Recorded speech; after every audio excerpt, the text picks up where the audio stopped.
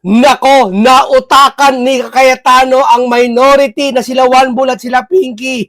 No, hindi sinipot kagahapon at tila baga ay binoykot, no. Nautakan sila kasi baka magkaroon ng kudita, no. Yung kudita ata na gagawin nila palitan si SP Alan naudlot, no. Pero hindi naman daw kudita kasi niya, kulang pa rin sila sa numero. Kasi kung magkukudita, dapat kumpleto sila, no? Pero baka may surpresa sila, baka may bumalitad dyan sa sobrang takot ng... Kasi alam bakit? Nakakatakot ang sitwasyon na to. Ikaw, senador ka, may kasama pamilya mo pag uwi mo, uhulihin ka ng kaso, siyempre ayaw mo makulong katulad ni Jinggoy. Ayaw mo makulong katulad ni Batuan na inahanap ng batas. Siyempre ikaw gagawin mo, kahit minority ka o sino makakakampi ka ni Alan, lilipat ka sa kabila para hindi ka makulong. Maaring ganun eh. May ganun eh. May ganung katwiran eh. Pero wag naman sana. Wag naman sana. Pero dito, nautakan sila ni Cayetano. Nag-walk out sila nakaraan. Okay lang sa kanila. Okay sa lahat. Nung ngayon, ito, binawian sila eh. Di ba? Hindi sila sinipot eh. O sabihin nyo, labag din sa batas. O, mas labag yung sa batas yung nag-walk out kayo. Kasi itong hindi nag-session kagahapon, kumbaga parang binoykot sila, binoykot ang minority, oo, may mali doon. Pero makatwiran yung ginawa nila. Unang-una, syempre, si Jinggoy, hinuli. Sa pagkakahuli kay Jinggoy, naniniwala ang karamihan sa mga senador, lalo si Senator Marcoleta, na si Jinggoy walang ganung kasalanan. Dahil unang-una, si Pinky, nasa Blue Ribbon pa, nagsabi, ano sinabi? Walang ebidensya, di ba? Walang ebidensya na nagtumutukoy kay Jinggoy. Pero hinuli. Natatawa nga ako doon sa may bago silang salita, kayong mga didilis, galit na galit kayo sa flood control kayo ng flood control. Nung may hinuli sa flood control, galit pa rin kayo. Hindi, mali kayo. Kasi sa flood control, isa kauna-una, hindi didilis, hindi lang DDS na nagagalit.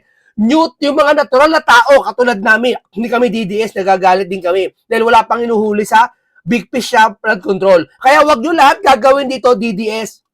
Dito hindi usapan DDS kasi yan ang naratibo nila eh. Pag hindi nila kaya kalaban nila, gagawin lang DDS. Para lahat ng kaya nila, ibibintang doon sa tao na yun kasi DDS na. Sila mismo ang ginagawa nila yung DDS yung tao. Katulad ni Martin, halimbawa si Tamba. Kung si Tamba bumaliktad, hindi nila kaya tirahin si Tamba eh. Para matira nila si Tamba, gagawin nilang DDS si Tamba. Gagawin nilang DDS yan, maniwala kayo.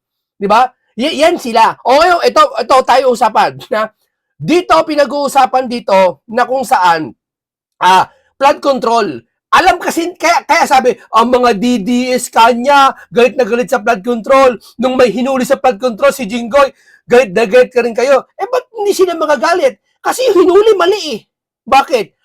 Alam nila tilapia uhulihin eh. Nahuli nyo dilis eh. Nahuli nyo sapsap eh. Diba? Biruin mo 500 million na kurako talimbawa ni Jinggoy. Ibig ko pala sabihin, lahat ng pera sa kanya, 500 million. Sa 1 trillion, yun na yung kabuha. Sipin nyo nga. Mas yung ebidensya kay Jinggoy, mas malabo. Kesa dun sa mga pinangalanan, may mga ebidensya, ayaw nyo imbestigahan. Sige nga. Ibig sabihin, si Saldico, hindi totoo. Mas mabigat ba ang kaso ni Jinggoy na walang ebidensya maituturo kaysa kay Saldico? Na chairman ng appropriation? Ibig ko palang sabihin, masisisihin mo yung construction worker na nagpapala, naghahalo ng semento, masuhulihin mo dahil yung bahay, gumawa ka ng bahay, no? Yung bahay, gumuho yung bahay. May mga namatay, halimbawa. May pananagutan doon, may pananagutan ng mga gumawa doon. Ibig yung pala sabihin, masisisihin mo yung naghahalo ng semento kaysa doon sa nagpagawa ng bahay, sa mga pumirma, mga nag-budget. Yung ba ibig yung sabihin? Yung ba ibig yung sabihin? Masisisihin nyo yung construction worker na naghahalo lang ng semento, nagpapalitada lang, kesa doon sa mga nagpagawa ng bahay. Yun eh. Kaya kami nagagalit eh. Yun eh. Hindi ho ba? Isang teacher nagkamali. Isang teacher nagkamali. Dahil may kasabwatan sa mga principal, may sabwatan silang ginagawa. Sisisiho ba yung estudyante? Yun nangyari. Chairman ng appropriation si Saldi. Mas maraming alam. At chairman ng appropriation, siya nag-create ng budget. Tapos walang sisi sa mga tauhan niya. Walang investigasyon sa mga 18 mali sa tauhan niya.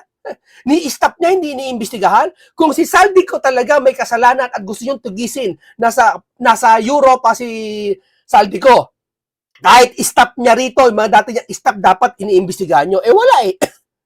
Totoo ba talagang inaano nyo si Saldi? Tinutugis nyo si Saldi? Totoo kaya? Di ho ba? Yung mga pinangalanan, pinatawag nyo ba? O, kaya nagagalit ang mga DDS. Hindi lang DDS. Kaming mga ordinaryong mga mamamayang Pilipino na ay inis nagagalit kami sa nangyayari. Di ba? Wala kasi ang nanguhuli, bilo yung Marcoleta, i-connect mo, ipa-plunder mo, kasabihin nyo, di ba? Ano? Wala sa katwiran to mga to, di ba? Nangaasar lang yung mga ibang vlogger diyan. Ito, panoorin niyo po to kung saan ang minority binoycott ng majority. Oh, hindi nakabawi din sila. Parang nakabawi din. Pero nautakas siya ni Alan. Kasi itong pagkakataon ito, mga kababayan ha, itong Lunes sa gahapon na sesyon, hindi alam kung magkukudita o hindi. Pero para sigurado, nautakan sila ni Alan at ni Marcoleta na boycott sila. Walang kudita nangyari. Ngayon, kasi pa nagkudita, hindi matutuloy ang 2 day before na magbi-BRC hearing si Marcoleta. Pag hindi natuloy, wala na mangyayaring investigasyon na naman tulad na nangyari kay Pinky na siya nakaupo. Tama? Mali? Tama. Di ba?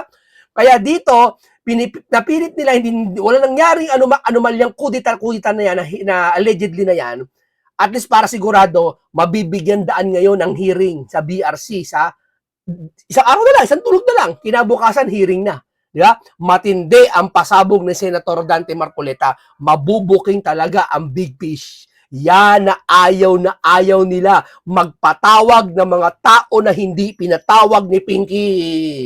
Di ba? Yan, nanginginig buong kalamnan hanggang buto, hanggang sa pagtulog hindi makatulog, binabangungot halos. Dahil sa flood control issue na to, yan niyahayag. Hintay lang kayo mga vlogger-vloggeran.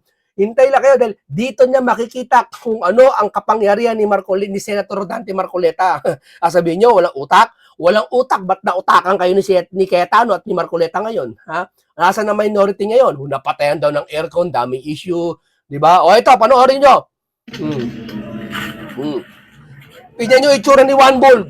O, nagpa-picture pa sila. Picture! Alika, post ko sa Facebook kasi nakaraang post namin, dami nag-heart eh. O, ibig sabihin, yung taong bayan nakikinig sa atin. O, alika, picture ulit tayo. Yan sila. Kung anong mga bagay na susubukan nila makuha yung loob ng tao, gagawin nilang paulit-ulit. Di ba? Akala nila, China, pag yung palang KIG, yung island ng China, pag kinampihan mo Pilipino, marami palang sisimpatya sa'yo. Kaya sila nasimpatyahan sa mga China. Ayaw namin ng China! Di ba? Ayaw nila ng China. Kasi nga marami sumisimpatya Pilipino pagdating sa island. Di ba? Ganun. Pero pag flood control, ayaw nilang pag-usapan. Ayaw nila pag-usapan yan. Bakit? Alam niya, hati yung Pilipino eh. Hindi sila sigurado eh. Di ba?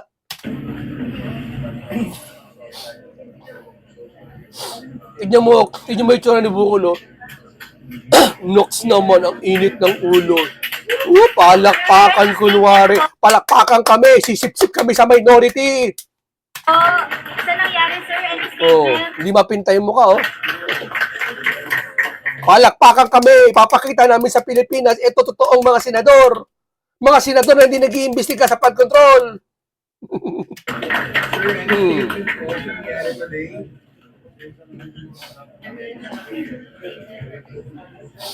Sir, tinatawag niyo po bang boycott itong nangyari? Nangangamoy rally, no? May naamoy lang ako. Hindi, ay baka naman sa panahon ngayon kasi paulan. Ito lang ako. Sa panahon kasi nag-rally, noong November 16, umulan yun eh. Nasa Luneta ako noon eh. Ngayon maulan ulit. Parang nangangamoy rally, no? May naamoy akong rally. Sir JD.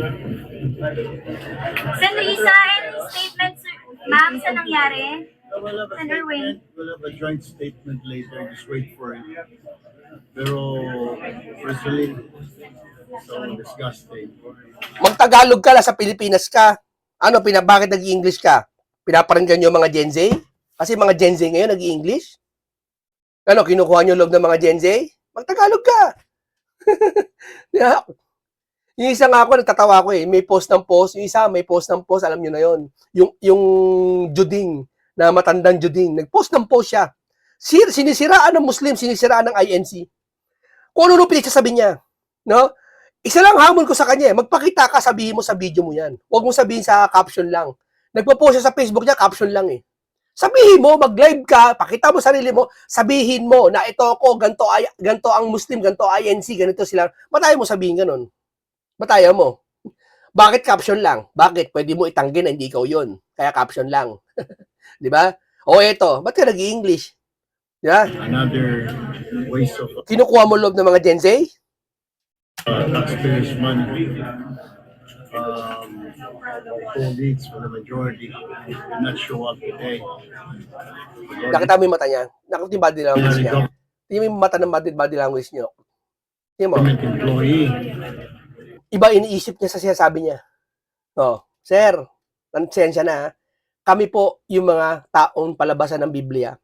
Pinagkalooban kami ng bagay na hindi nyo kayang isipin, na kami naiisip namin. Sir, ganoon lang yun. Suspendido si Sandy pag hindi pumasok. Police, military, AWOL. Pag kami, Sir, huwag ka gagamit ng mga taong mga suspendido, mga AWOL, mga AWOL, yung mga police, gano'n. Sumisimpatya ka na naman sa mga yan eh. Gumagamit ka naman, magsasaka, mga pintor, mga vendor. Huwag gagamit yan, sir. Huwag gagamit ng ganyan, sir. Kinukuha mo loob ng mga yan eh. ganun-ganun lang. I mean, walang penalty, walang violations. Bakit yung nag-walkout kayo? Na pwede naman kaya pa-aresto, sabi ni Senator Marcoleta, ginawa ba sa inyo? Nag-walkout kayo ah. Sabi nyo pa nga, mag-walkout ulit kayo eh. Kayo lang ba? Di ho ba? Asan ang katwiran nyo, sir? Sige nga. What happens next?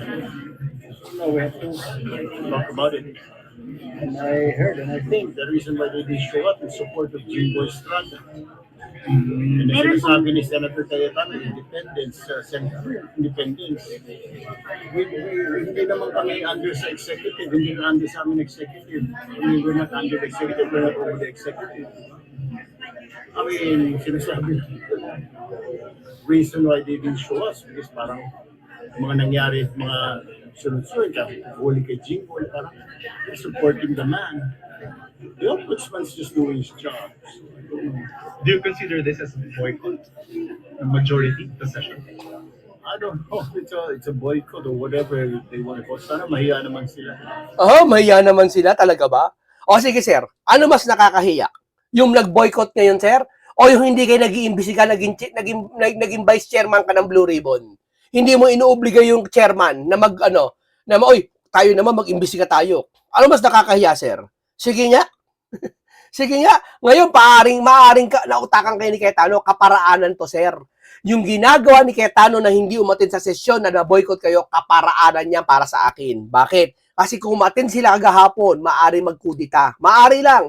Hindi natin sigurado, baka kasama ni Cayetano may bumaliktad. Hindi natin masasabi yan. Bilog ang mundo, ika nga. Pag may bumaliktad, sir, automatic, may majority ulit kayo. At kapag kayo na majority, sir, ang Blue Ribbon lulusawin ulit at wala nang investigasyon mangyayari na naman. Yung nakaschedule, i-reschedule ulit. Sir, wala nang Blue Ribbon investigation na naman. Tatagal na naman at wala pa pang magpapatawag na naman. Interparliamentary courtesy na naman ni Pinky. Yun ang mangyayari. Kaya ito ang pinakamagandang paraan. Madumi man ang paraan na to, mali man ang paraan na to, pero dito ang paraan na to kung saan safe na mangyayari sa BRC hearing. Matutuloy ang BRC hearing sa 2 araw na lang, 2 tulog na lang mula ngayon. Diba? Kaya sabihin nyo lahat ng gusto nyo sabihin, matutuloy yung Blue Ribbon hearing. Dahil at least safe tong ginawa nila Cayetano, nautakan kayo nila Cayetano, sir. I mean, we're paid. I mean, you guys are paying us our salaries. Then you don't come to work? What the heck? May panawagan doon, sir, for the Senate to go silent para daw dun sa independence. Your response to that? No, of course not. You wait for a statement or a joint statement. Of course, definitely not. What independence? We've been independent all along. We're not under the Senate. We're not under the executive. We're legislative, diba? We're different. Okay, 3 branches of government. We're one of them. Sir, hindi naladan sa English yan, sir, ha? Mas maladan sa Tagalog yan, sir. Mas maiintindihan ng mga Pilipino kaysa English ka. I don't know what they're talking about the independence. We're independent ever since. Ano? Independence ever since? Talaga ba? Talaga ba? Ngayon ka lang naging senador? Huwag mo sila pagtanggol, sir. Hindi ka abogado nila. No, hindi bagay sa'yo magsabi na ever since. Sa simula pa lang, Ngayon ka na naging senador, sir, 8 months ka pa, 9 months ka pa naging senador, sir. Wala ka, hindi mo mong sabihin sa sarili mo, hindi mo position magsabi yan. Maaaring pwede mo sabihin, mula naging senador ka, hindi ka hawak ng Malacanang. Naniniwala kami, mga tulpo hindi hawak ng Malacanang. Naniniwala kami dyan. O, pero yung kasamahan mo, tanungin mo, sir. Huwag ikaw. Kasi kung ikaw lang, ter, naniniwala kami, o, tulpo, hindi kayang hawakan ng Malacanang yan. May sariling ano yan. Okay, sige, granted, bibigyan namin sa inyo yan. Pero yung ibang kasamahan mo dyan, sir, sigurado ka? Ano, minamanipula kami ng Malacanang? Hindi ikaw, sir, kung sama sarili mo na minamanipula ka ng Malacanang, sila, huwag ikaw. Sir, ikaw maaaring oo, hindi. Huwag mo idamay sila, sir. Kasi, sir, sila, alyansa si Juan Bull sa si Pinky, tandaan mo yan. Nasa alyansa ng Pangulo yan, sir. Ha? Tinaas pa kamay niyan, dalawa na yan. Huwag yung kalimutan, iboto, may boto. Di ba? Yan ang nangyayari, di ba? Tinaas ang kamay niya ni Bonget. Yan si Pinky at si Juan Bull. Oh, kaya ibig sabihin, sir, nakakahiya kalabanin si Insan. Alyansa rin to eh. Pero niniwala ako, tulpo ka. Ibig sabihin, hindi ka nagpapakontrol. Kaya ando doon na kami, granted na kami, bibigyan namin sa yung price na yan, na hindi ka kayang kontrolin ng Malacanang. Oo na, sige na, hindi ka kayang kontrolin. Pero wag ikaw, sila ang pinag-uusapan. Nawala ng ombudsman yung trabaho nila, di ba? O eto, yung mga sabi niya doon, serve with integrity. Tamok, nasa Senado sila. Ginawa nila sa Senado yan, hindi umaton, hindi dumalo yung mga majority sila kahit ano. Ibig nyo palang sabihin, kayo dyan, mga nanay, tatay, gagawin nyo rin ba yan kung dyan sila Marcoleta? Sasabihin nyo, serve with integrity. Ipapahiya mo ba? Nakakaya yan. Ibigay mo, dyan yung majority, gagaganyan kayo. Ano gusto niyo sabihin? Ipapahiya niyo majority? Walang integridad ng Senado? Kaya siguro hindi dumalo ang majority kasi nandiyan kayo. 'Di ba? At hindi kayo. Yan, hindi kayo sinasabi yan, serve with integrity. Diyan sa mga natirang minority. Diyan yung sinasabi yan. 'Di ba? Imagine. Ibig niyo palang sabihin itong mga to. Ayun, tingnan mo. Serve with integrity. May mga banner pa. Ibig niyo palang sabihin nakahanda na kayong magaganyan. Ibig sabihin kung dumalo pala ang majority diyan, magaganyan kayo. Tapos sabihin niyo serve with integrity? Para kayo nagaganyan, para kayo nagrarally dyan sa loob? Asan ang integrity ng Senado kung nagaganyan kayo? Pinayagan kayo ng minority na nagaganyan kayo dyan? Bakit may freedom of speech? Ha? Akala ko ba integrity ang iniingatan dyan? Sige nga. Parang walang pinagkaiba yun doon na pinagbabawal ka na wag magkalat pero ikaw mismo nagkakalat ka. Parang ganoon eh. Oy, wag magmumura ha. Kasi ikaw nagmumura ka. Parang ganoon eh. Pakinggan natin.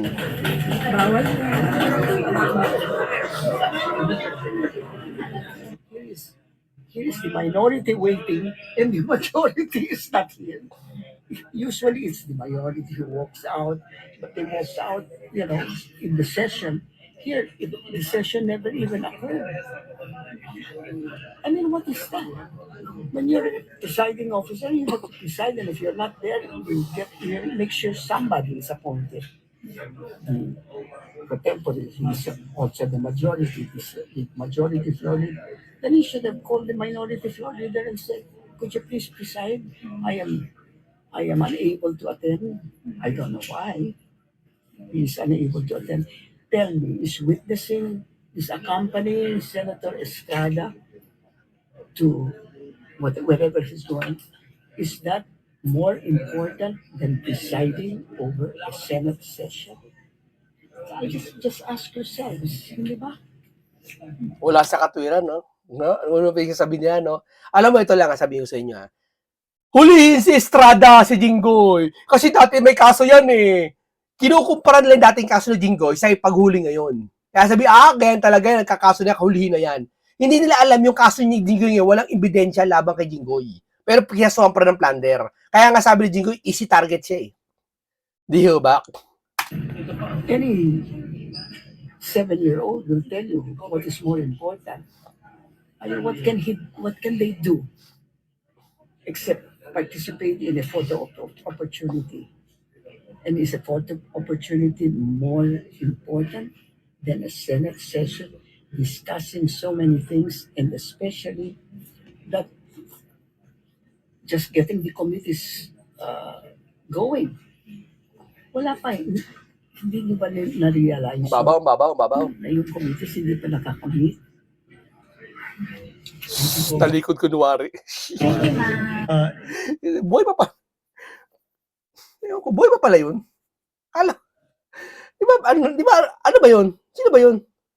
Yan yung isa sa mga nakakasakit sa ulo ko isipin. Isa pa, pinatayan kami ng aircon, pinatayan kami ng internet, pati yung aircon sa CR, pinatay na rin. Sir, wala majority dyan, sir. Bahala kayo sisihin yung management ng Senado, wag sila. Tanungin nyo, mag-imbestiga kayo, sir. Sir, huwag mong gamitin yung pagiging mga away-asawa dyan na napipredict mo yung mga sasabihin, ganyan ka ngayon. Ibahin mo, sir, ang mundo namin. Ibahin mo ang mundo nila Senator Marcoleta, sir. Iba yan, sir. See? Ganun ba kababaw? Yung mga nangyari sa Hindi, yung nag-walk out kayo, sir, tanungin mo, ganun ba kababaw? Senate?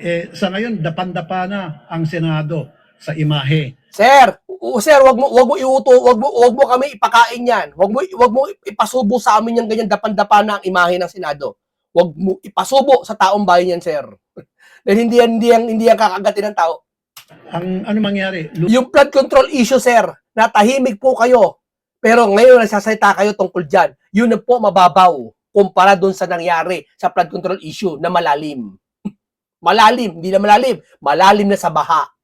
Lubog ba kami sa lupa? Sa Hindi. sobrang Lubog sa baha, yung flood control issue. Hanggang ngayon, hindi matuklasan. Alam namin, natural calamity, na ulan, na baha, at talaga magbabaha na.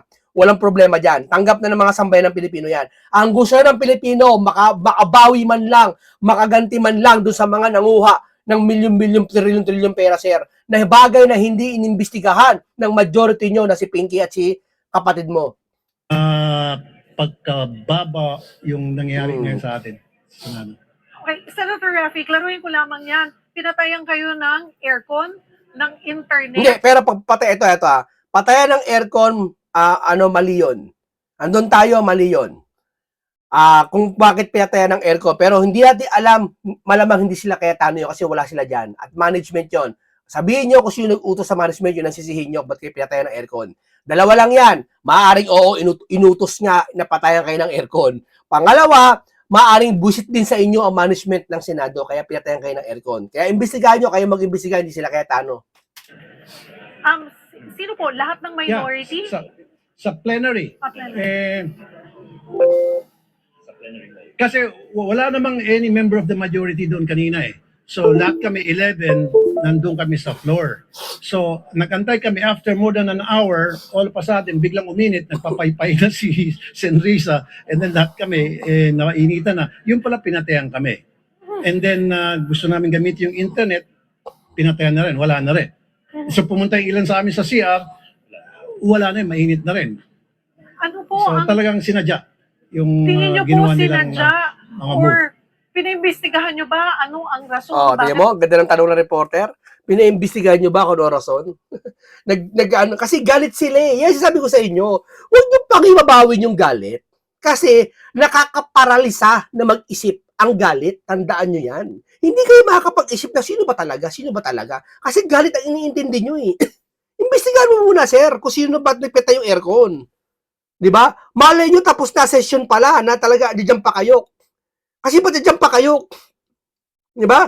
Baka alam nyo naman talaga, wala lang talagang sesyon. Talagang diyan kayo, nag-intay pa kayo in hour para maipakita sa tambayan ng Pilipino, eto kami, naghintay kami, nakawawa kami, o eto, simpatsyan nyo kami. Baka naman talaga, alam nyo na talagang wala lang sesyon at pinatay na aircon.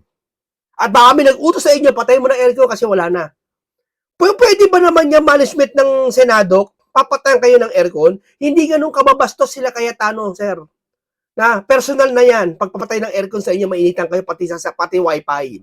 Malamang sa malamang may alam na kayo dyan. Di ba? Wag kami, sir. Hindi kami mga Gen Z pa nakapapanganak lang. kayo walang aircon, walang internet? Tama sinabi ng reporter, ba't di kayo nag-imbestiga?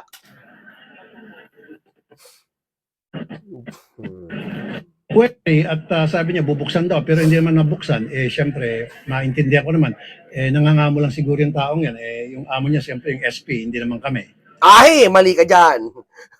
Hindi, SP kagad yung amo. Hoy, sir, hindi kagad ang amo SP dyan, sir, ha? Sa management ng Senado, sir. Ano ba naman yan? So, ang importante rito, Cheryl and Julius, gusto ko lang ipaalam sa taong bayan na gusto namin magtrabaho. Rolex naman gusto magtrabaho, ba't yung nag-walkout kayo? Yung nag-walkout kayo, nag-motion si Senator Marcoleta. Trabaho nyo magkipag-debate, makipag-interpellate kay Marcoleta para malaman sa bayan ng Pilipino yung pinaglalaban nyo na hindi pwede i-motion ni Marcoleta. Ang motion ni Marcoleta, teleconference, yung mga pwedeng bumoto si Bato, halimbawa makulong man, dapat ipinaglaban nyo na sinabi nyo sa taong bayan, eto po, ipagdidebate namin, eto katwiran namin, bakit ayaw namin yan. Hindi, nag-walkout kayo. Basta sinabi nyo sa taong bayan, nag-walk out, pumunta sa media, sabihin, ay, hindi, bawal yung ginagawa nila, labag sa batasyon. Dapat doon yung sinabi sa ano yan, sa Senate para na-record. Hindi pupunta kayo media para sabihin, ay, mali yung ginagawa nila. Sisimpatya kayo sa taong bayan. Yun ang sinasabi ni Senator Marcoleta, na dapat ang gawin nyo, makipagdebate kayo kasi normal po na magdebate sa Senado at dapat may pagdebatihan po. Kami ay niluklok sa aming pwesto sa Senado para magtrabaho, para dito gawin lahat ng trabaho na Bakit? Nagtrabaho ba si Pinky? Siyam na buwan, hindi nag-imbestiga? Blue Ribbon, ano ba trabaho? Siguro ikaw tatrabaho ka. namin. Eh kaso, yung majority, mukhang meron natin sa ibang agenda. Isa pa, no? Okay. Baka meron may agenda at binilisan yung salita eh. Baka meron agenda at isa pa, ano? Ba't mo binilisan bigla salita mo?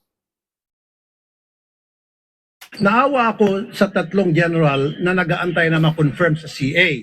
By Wednesday, pag hindi sila ma-confirm, then magrita na lamang sila kawawa dahil hindi sila Ako, kawawa.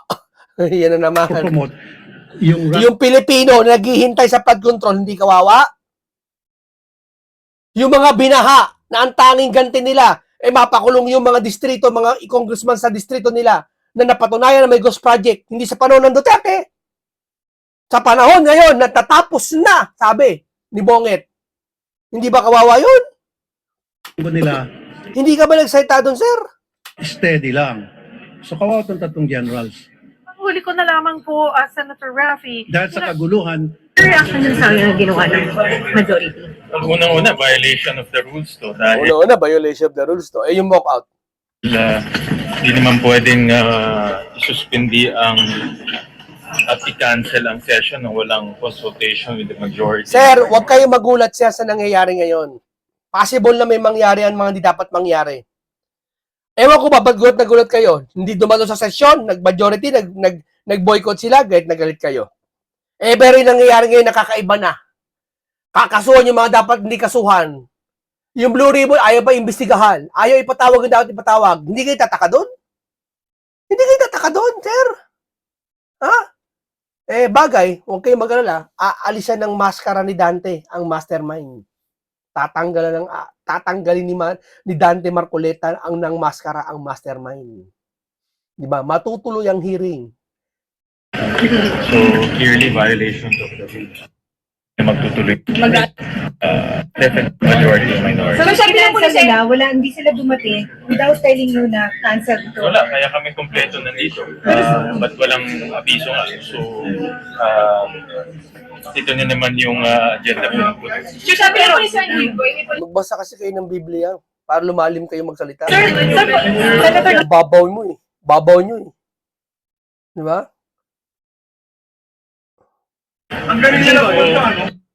Magandang araw po sa inyong lahat, ha. Nako, ang dami pong mga ganapin dyan sa Senado. Pakinggan natin si Harry Roque. Nagsimula po ang araw ng Senado na sa pilitang inaresto itong si Jinggoy Estrada. Alam niyo po, yung mga nakita niyong balitaktakan sa panig ni John Vic at saka ni Alan Peter Cayetano, ang pinaglalaban po ni Alan Peter Cayetano, yung tradisyon, yung pagrespeto sa institusyon, na kung merong hulihin na senador, wag naman sa loob ng Senado. Kaya malinaw naman po ang mga binabanggit ni Alan Peter Cayetano. Hindi niya sinasabi na merong immunity laban sa pag-aresto ng mga senador. Ang sinasabi lang niya, sa kasaysayan ng Pilipinas, hindi inaaresto sa loob mismo ng Senado ang mga senador. Bakit?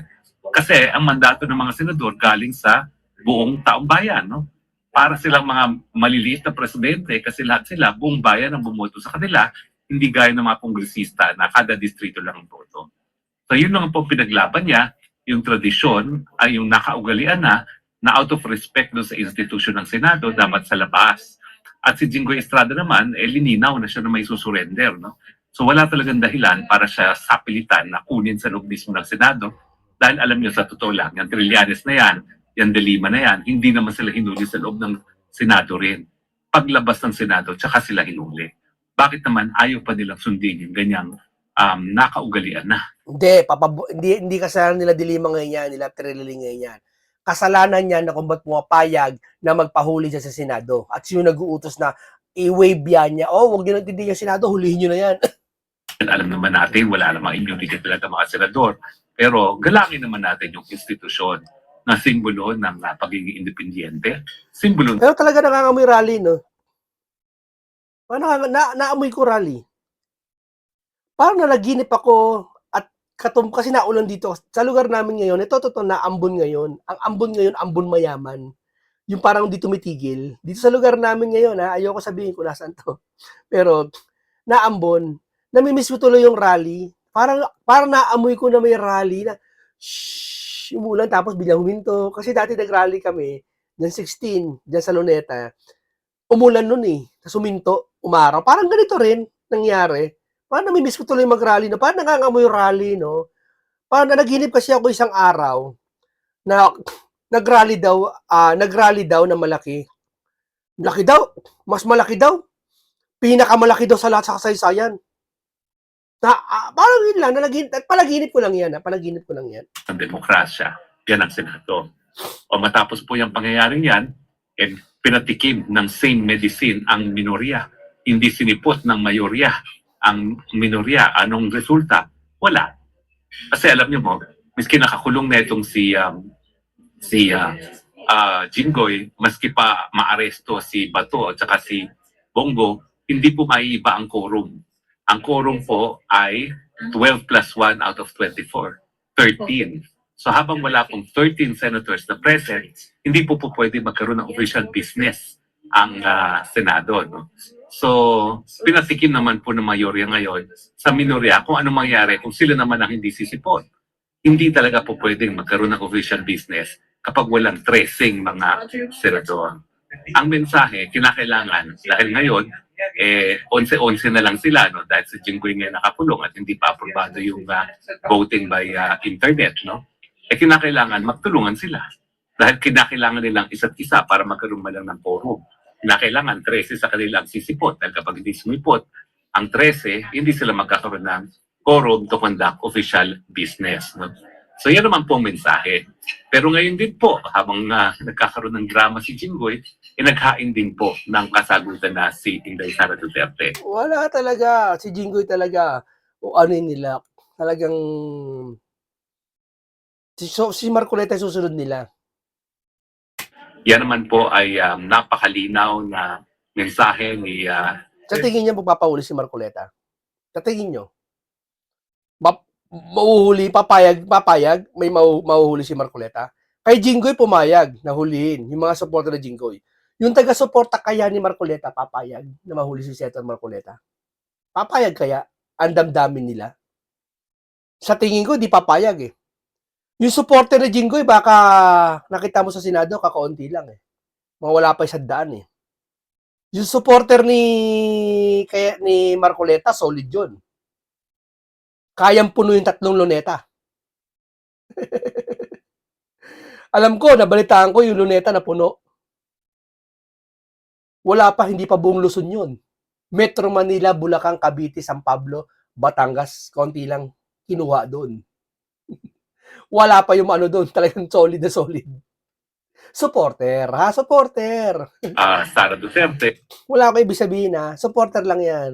Na hindi umiiwas sa pananagutan, na sinasagot niya mga paratang, at kasama na nga sa kanyang kasagutan yung sa mga tingin ni Inday Sara Duterte kung bakit mali ang proseso na nangyari doon sa mababang kapulungan, doon sa House Committee of Injustice. Siguro po, maya-maya pag-usapan natin ng detalyado kung ano naging sagot ni VP Sara dahil importante na point by point, maintindihan ninyo kung ano naging kasagutan ni BP Sara doon sa paratang na siya daw ay guilty ng graft and corruption, betrayal of public trust. No? Pero briefly, ang sinasabi nila, graft and corruption dahil 600 million daw na confidential funds ay kinurakot. Pangalawa po ay yung banta sa buhay daw ng presidente. At pangatlo, doon sa mga kasinungalingan na sinasabi ni Madriaga at saka yung sinasabi nilang unexplained wealth daw dahil doon sa mga Yun lang, happy birthday, Madriaga. Yun na yun. Okay na ebidensya na yun. Samantalang libo-libo na binati ni Sarah. na at saka mga bank documents na sa tingin ko ay illegal naman at hindi dapat payagan ng Senado na mapresenta dahil yung mga dokumento na yan ay kinuha na walang court order.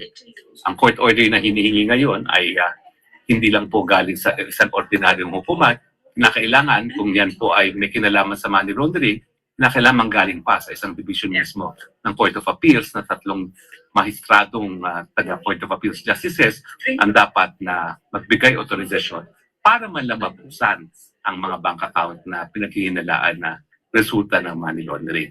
Anyway, pag-usapan po natin later yan.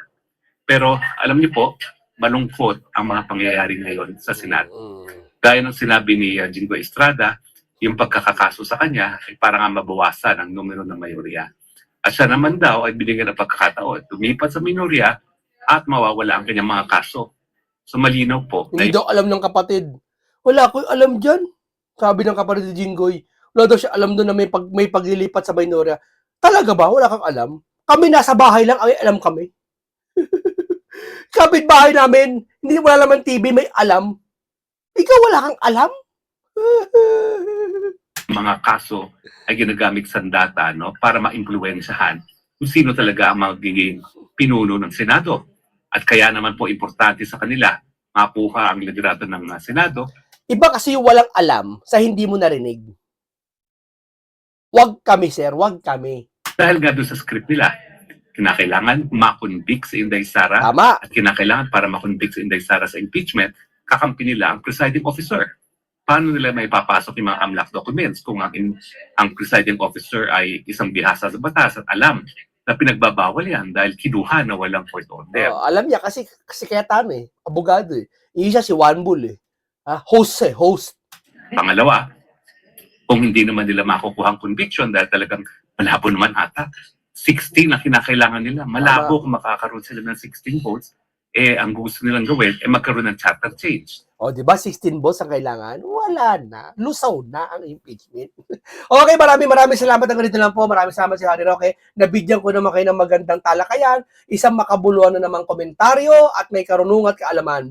At isang talakayan na punong-puno ng kaalaman at maraming matututunan. No? Ika nga, lesson learned. No?